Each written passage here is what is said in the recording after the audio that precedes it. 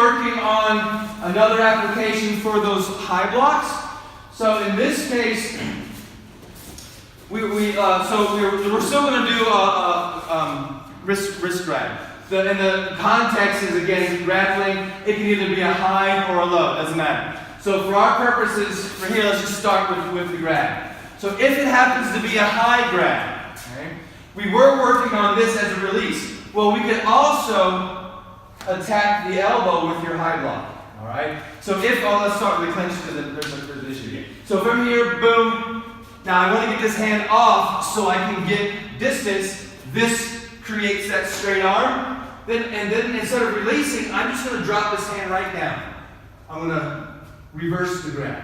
Okay? So this comes down as I'm pulling back in my hikate, straightens that arm, and I'm going to do my high block by thrusting my forearm. You ever see that? Thrusting my forearm just above his elbow joint as I do this with the hikate. So as this comes down, bang, I'm smacking here and most likely damaging that elbow. Now, a variety of things could happen from here. If I don't get it right and he rolls his arm over, fine. I now can do this, right? Which is not quite caught, but it's still, I got him where I want him to be at this point. Right? You can hit him in the head. Again, things don't always work. But if you can get this that way, that's why you have to kind of roll the arm out so that the elbow joint is facing, the crook of the elbow is pointing straight up. If it's this way, he's going to collapse it and it's not going to do much, okay? So you want to get this down, think about dropping your elbow, okay? That'll get that hand twisted, bang! Right, now that you can hit that a few times, most likely, let's go, out, okay? However, danger is still this guy here, all right? This other arm. So we've got this attack, boom. He's probably not going to sit there and do nothing, all right? Now, the pain might be severe enough that now he's thinking about this, but it's very likely impossible that he's going to start swinging or doing something with this, all right? So you've got it covered. So a few things that we can do. The kata shows us at the end of that there is a takedown, right? I mean, there's a big pivot. So one thing we could do here is a takedown. So we're smacking here.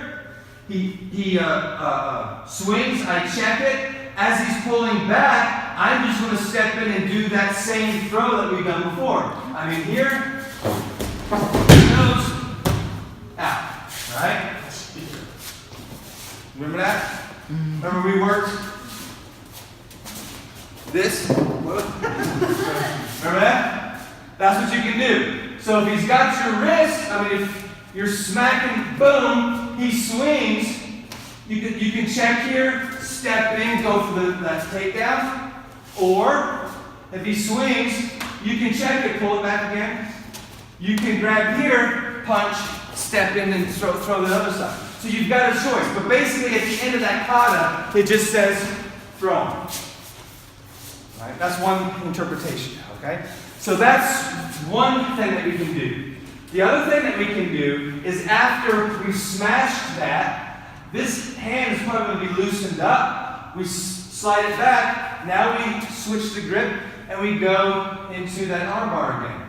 So we can either do that straight through and then strike, or we can do what the kata said, which is that big old pivot. Now, why would you want to pivot with an armbar? It's a way that you can get the person face down and restrain them if you want to do a restraining technique. So if you've got this armbar here, all you have to do is exactly what the kata is. Do your pivot, start pulling him around. The idea is you want to get his head moving and out in front of his feet faster than his feet can catch up. Now if I just go slowly here, he can move his feet, right? I'm kind of good at that. I don't want to. This is where we have to be careful because you can really hurt your partner, okay? But if I go a little bit faster and do that pivot like the kata tells me to, I'm going to start whipping him around. Down he goes. Punch and out. Alright?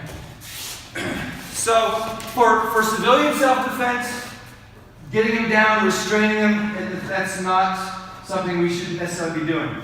But for police officers, MP, bodyguards, bouncers, a lot of times those types of restraining moves are important because they just can't go beat mess out of people, right? As police officers and so on.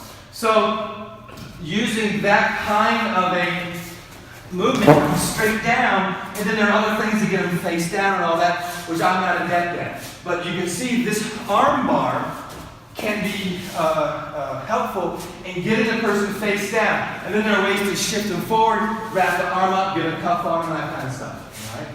So that's how an arm bar can be used for that, and that's another explanation of that big pivot. Okay? But for our purposes, let's just, so we've got this crunch.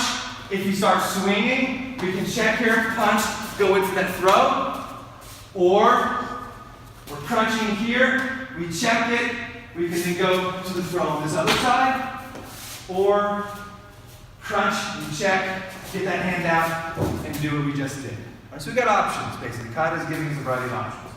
Make sense?